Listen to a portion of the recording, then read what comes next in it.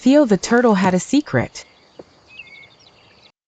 Every day, he watched the rabbits bound across the meadow, the deer leap the bubbling stream, the birds sketching bright loops in the air. And every day, Theo always arrived just a little too late. The games had finished, the grass pressed flat by rushing feet. No one waited for the slow turtle. Once, a rabbit had paused long enough to say, "You're too slow," and Theo knew it was true. He repeated it to himself, quietly, even as he dreamed of one day keeping up with the others. Then, in one rumbling afternoon, the sky turned black. Thunder rolled into the hills and rain crashed down on the meadow. Animals tumbled away in every direction. Rabbits dove into burrows, deer vanished behind trees, birds soared for distant cover. Rain lashed Theo's shell as he paddled through puddles, heading for a hollow log he sometimes called home. By the time he arrived, the others were already safe, already dry.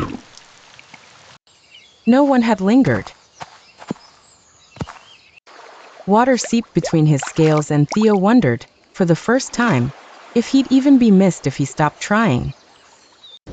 The storm spent its strength, leaving the world shimmering in sharp, clean light. The meadow looked new, branches snapped and scattered, leaves a patchwork on the earth. As the other animals re-emerged, laughing and chatting about the sop wildness of the storm, Theo spotted something no one else noticed. Beside the pond, a tiny field mouse, caught beneath a splintered twig, its small breaths rapid and wild, back paw pinned. Everyone else had eyes on the sky, on each other, on the games they'd missed. But Theo always noticed the quiet things. Slowly, he made his way to the mouse, pressing his shell against the branch. It didn't budge. He pushed harder, feet sinking into the mud. His shell was heavy, and the branch finally shifted. The mouse gasped, wriggled free, and scurried to safety. A hush spread across the meadow. The animals had missed the whole rescue, but once the mouse rejoined their circle, they turned to Theo. "You saved him," whispered the smallest rabbit. Theo blinked.